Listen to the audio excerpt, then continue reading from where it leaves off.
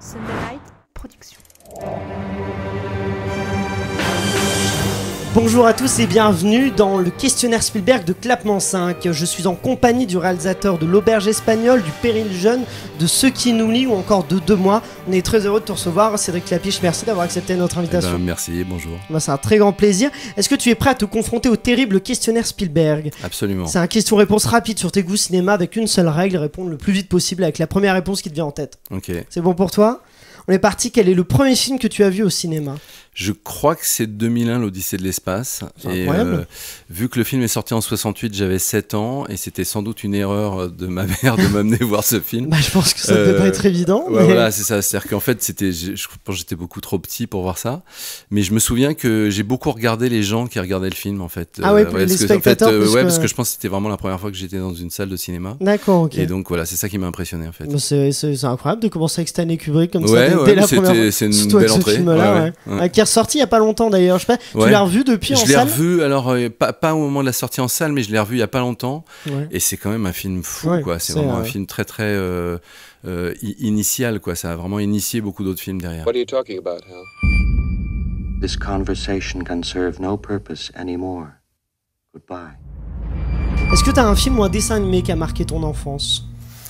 Bah, c'est un peu les Walt Disney, à l'époque il n'y avait que ça. Je dirais que c'est les Aristochats, celui qui m'a marqué sur le côté jazz. J'aimais bien le côté voilà, très joyeux du jazz dans ce film. Tout le monde veut devenir un gâteau. Et sinon c'était le Livre de la jungle, je pense que c'est les 2 films que j'ai beaucoup aimés quand j'étais petit. De Disney. Ouais. Quel est le dernier film que tu as vu au cinéma? Le dernier film, c'était il y a longtemps, parce que c'était avant le confinement. Et qu'est-ce que c'était? Je sais même pas. Non, bêtement, là je voulais aller voir Simplement Noir. Tout simplement Tout Noir. Simplement Noir, De John Watts, que j'ai failli voir il y a quelques jours et puis j'ai pas pu. Mais en tout cas, là il y a pas mal de films qui sortent et que j'ai envie de voir. Donc, là, ça reprend pas mal. On a une bonne rentrée.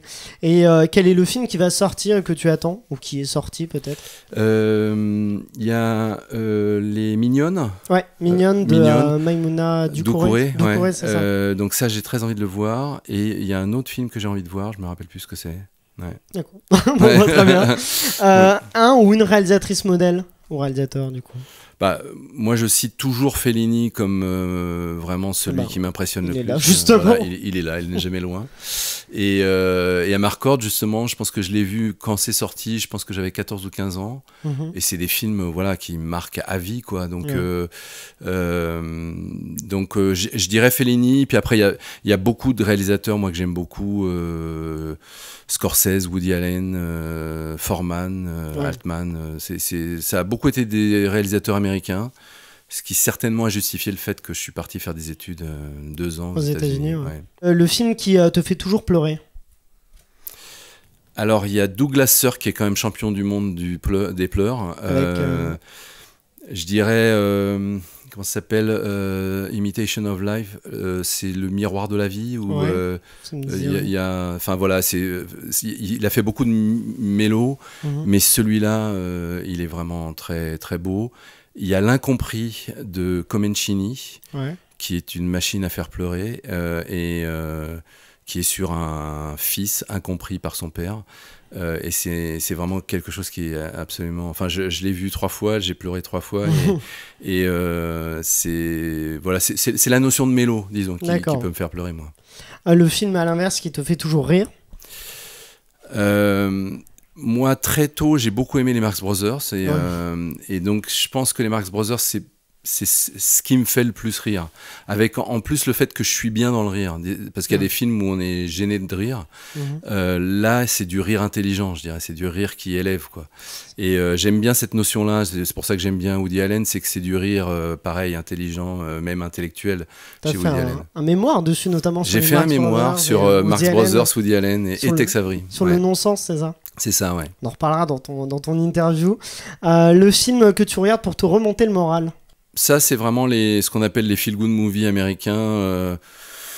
Je sais pas, genre soit les trucs genre Ocean 12 ou Coup de foudre à Notting Hill ou Toutes les romantiques comédies aussi. Ça fonctionne. Ouais. Ou, je sais pas, les trucs genre Flic de Beverly Hills, ce genre de film de cette époque-là. Et le film qui t'inspire? Donc forcément Fellini, c'est toujours inspirant, je trouve. Après, sans doute, ce qui est inspirant, c'est la nouvelle génération. C'est-à-dire que en ce moment, je trouve qu'il y a des jeunes réalisateurs très forts, et je trouve que ça, c'est assez inspirant de voir qu'est-ce qui vient de la jeunesse, quoi. Qu'est-ce qui vient des nouveaux regards, quoi. Et t'as des exemples de cinéastes qui arrivent? Ouais, mais c'est très diversifié, parce que ça peut être Grave, par exemple. J'ai beaucoup aimé Grave, ou ça peut être les films de Justine Triet, ou ça peut être les films de... Il y en a beaucoup, c'est beaucoup des femmes d'ailleurs, je trouve. C'est la chance qu'on a aujourd'hui, c'est vrai que c'est peut-être plus simple qu'il y a plusieurs dizaines d'années pour les femmes de devenir réalisatrices. Ouais, sans doute. Ouais. Valérie Donzelli, par exemple, qui a un regard vraiment très particulier. Son dernier était très drôle, m'a beaucoup fait rire, Notre-Dame. Et donc, c'est vrai que, en tout cas en France, parce que on est quand même un pays où il y a beaucoup de femmes réalisatrices, ce qui n'est pas le cas aux États-Unis, par exemple.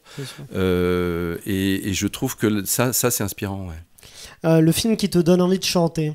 C'est les comédies musicales, disons. Moi, j'aime beaucoup les comédies musicales. J'ai revu, il n'y a pas longtemps, Chantons sous la pluie, au cinéma. Je pense que je ne l'avais jamais vu au cinéma. Ah oui. Et j'ai halluciné de la puissance de ce genre de film. Parce que, justement, alors c'est vraiment... là, du feel good profond, quoi. C'est-à-dire que c'est très enthousiasmant. Il y a les Américains ont un mot que j'aime bien, ils appellent ça uplifting. Et il n'y a pas d'équivalent français sur la notion de uplifting. C'est pas que enthousiasmant, c'est que ça porte vers le haut, quoi. Ouais, c'est ça, ouais. Le film qui t'a traumatisé? Je suis pas du tout film d'épouvante, donc tous ces trucs-là, que ce soit comment il s'appelait le film de Lynch, Eraserhead, atroce, atrocement génial, complexe, mais voilà, c'est ça, c'est un cauchemar, quoi. Donc on se dit pourquoi j'étais au cinéma voir un cauchemar, quoi.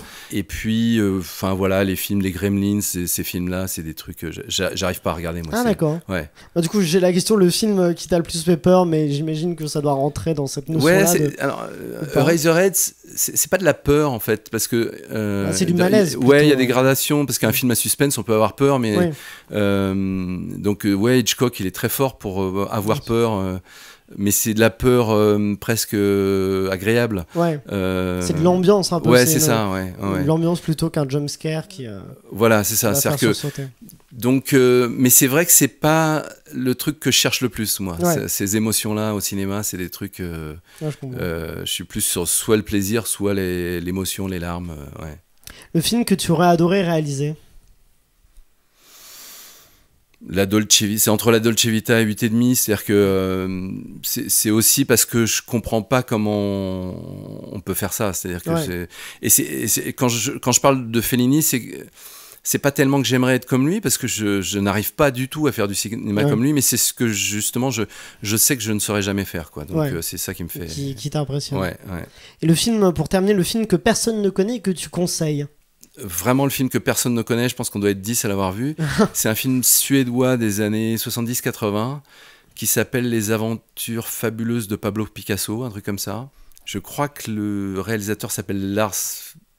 Non, je vais même pas essayer, un nom suédois. Il y aura l'affiche de toute façon qui apparaîtra. Et c'est un film, ça m'a marqué à vie. Je l'ai vu une fois quand j'avais, 25 ans. Et c'était génialissime. Et c'est ultra drôle, c'est un film comique sur la vie de Picasso. Et c'est fait avec 10 acteurs qui jouent tous plein de rôles dans le film. Et je sais pas, c'est un film super. Donc les 10 à l'avoir vu, c'est les acteurs et toi-même, du coup, peut-être.